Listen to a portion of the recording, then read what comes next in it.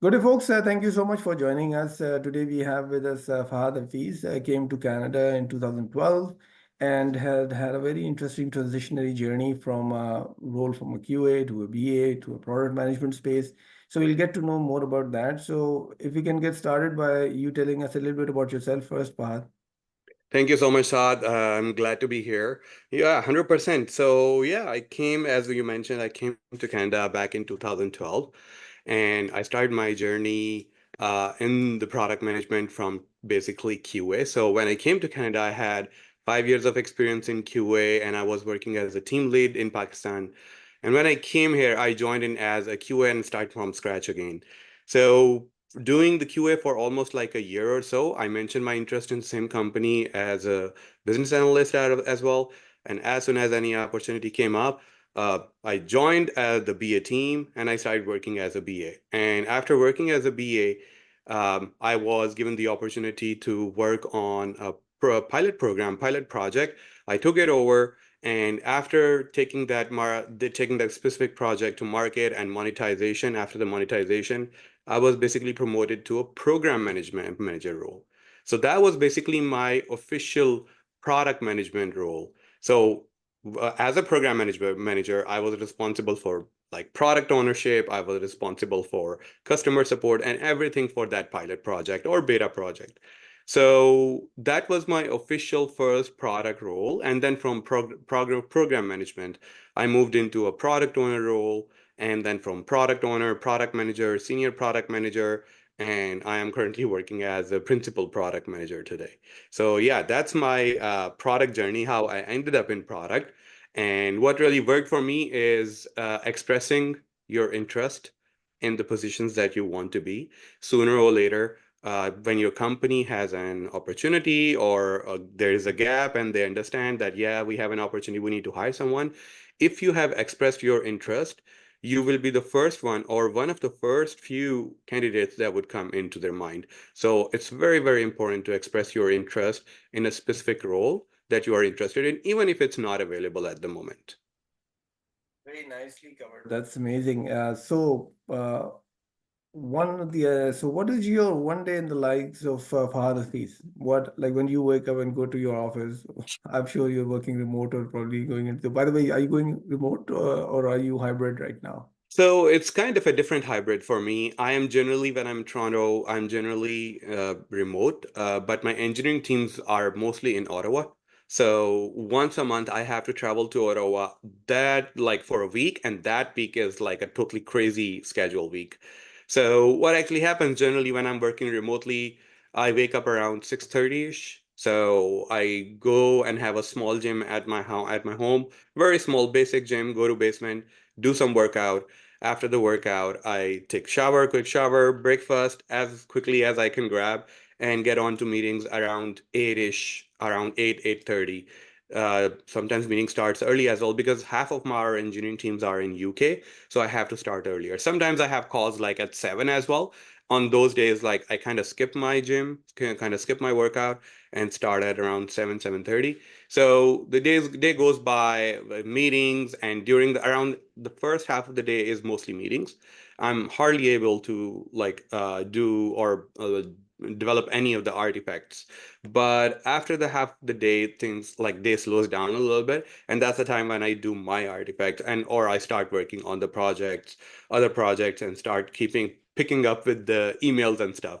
So that's generally my day at work. And going a little bit deeper on the workday specifically, I attend all the ceremonies of my team, stand-ups, plannings are generally my meetings, refinements and plannings are my meetings, and I make like all possible effort to join my team's retro as well. I try to build a relationship with my teams.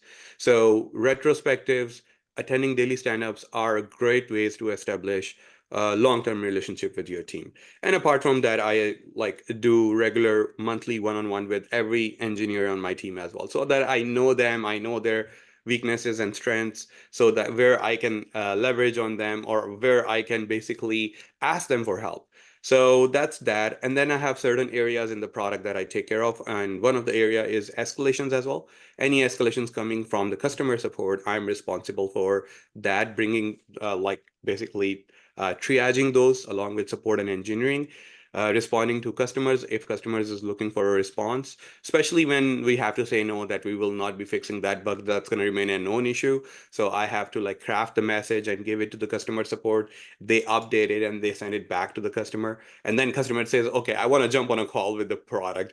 So this is basically what comes out of it. But generally, I basically prioritize all the customer issues and escalations are coming our way, and then engineering works on it. That's an additional responsibility that I have other than the usual product management responsibilities. Anyway, so the day ends. After the day ends, generally it's family time. I go up. Usually in summers, I try to do some outdoor activity with kids. I have 11-year and 9-year old. So they are also very fond of like going on a bicycle. We have a nice trail around our place. So we go for bicycling. And if they are not in the mood to do something, I have my own motorcycle. So I go out for my own ride. So I try to do a little bit of outdoor before the day ends. And then dinner and family time, putting kids to bed. And yeah, the regular day ends That's like how that. it, then it starts all over again. Oh yeah, exactly. But I get kind of a different routine, some exception as well when I travel to Ottawa.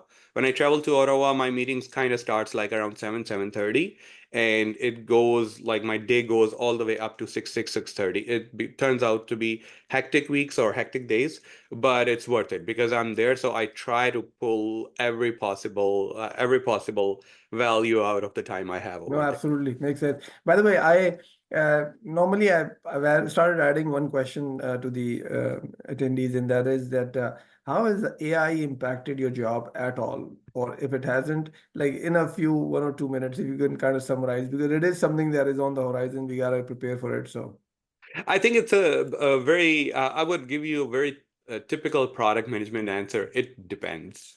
So basically, in my job, I would say it hasn't impacted that much, but there are initiatives at my company as well to utilize AI as well. And that's what I keep telling to people as well. Everybody kind of gets obsessed with, oh, AI, oh, everybody's going towards AI. Oh, we are just like shoving, it's literally shoving the AI into your name, into your product and saying, oh, look, we are using AI. It's a tool. So you need to make an assessment. Do you need that tool? Is it really going to add value to your product? Do you really need it? Is it really going to like enhance your product? No, then really don't need to. But for my personal things, we have specific policy from the company if we can use specific AI modules or bots or not. So I use some of them for generating artifacts without revealing any company information. Sometimes I need to clean up my document, stuff like that. Or Grammarly also has an AI tool. It can actually redescribe whatever you have written. It can help you like basically comprehending and writing your basically product descriptions and stuff and generating the artifacts. So that's what I use it for. But no, it's not really kind of stealing away my job if that's what you wanted to no, for ask. sure, for sure. So one last question for you, Fahad, and you talked about the whole transition from your career from a QA to a BA to a product Yeah, management. So yeah. for all those folks who are coming in into Canada and they might be in a QA role or in a BA role or in a product management role, what advice would you give to them? And how should they map their career?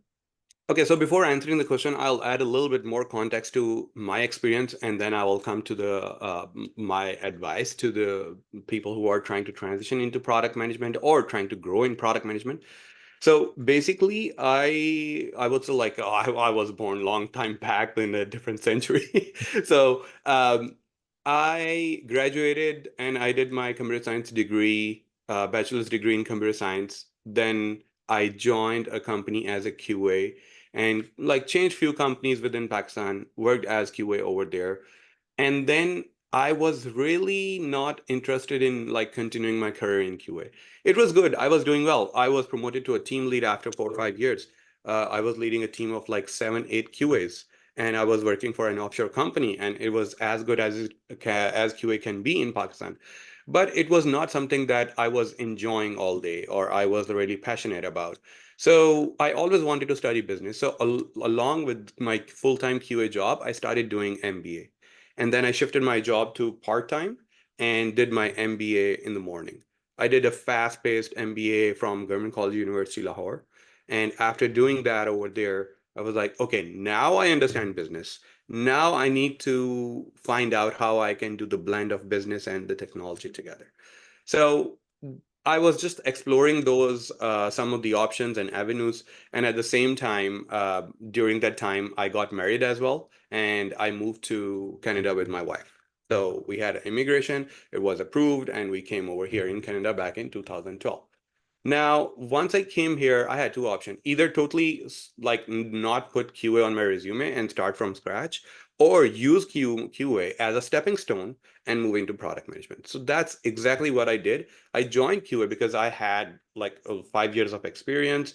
And the moment I got the opportunity to get in front of a company, in front of in an interviewer, I knew that I'll be able to impress. So as soon as I got the chance, I moved into a BA role that was available in the company, and then the program management role. So one of the key, I would say, a recommendation that I would make over here, it took me around 4 months to find the job back in 2012.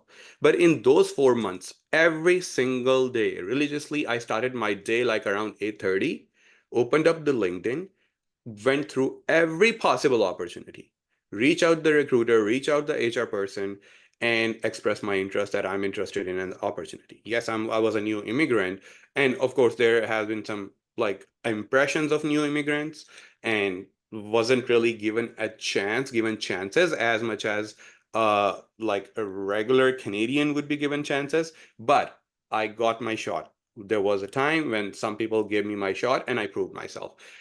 I did not shy away from reaching out. I used to reach out to hundreds and hundreds of people in every single week, hundreds new people every single week. I got a chance. I was interviewed. I got a job in one of the company called Fleet Complete as well. And they were really, the management and my manager, she was really nice enough to keep giving me the opportunity to prove myself. I proved myself in a year.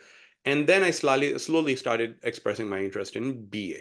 So that is basically the route I would recommend because I took it and I know it works. If you want to move into product management from, let's say, QA or development or anything, I would say your best chance, I'm not saying there are not other chances, but the best chance, in my opinion, is to move into a product role within the same company. You express your interest, you do some investment on yourself, say you do your like a CSPO course or you do a product management course from a school, get some formal education of product management, and then try to move into a product role within the same company. That's, in my opinion, in my experience, is your best bet. And that's what worked for me as well. And that's what I would No, recommend. absolutely. It makes sense. And I think I've taken a similar path in my life as well, so I could very well relate to that. Mm. I just didn't have the experience of applying to 100 jobs per day, but yeah, that's another story. But thank you so much, Fahad, for taking the time out today to go through this. And we hope if there are individuals out there who might want to reach out to you, so we can probably connect you with them. Thank you. 100% happy to help. Thank you Okay. very much for the opportunity, Saad. Really appreciate it. Thank you.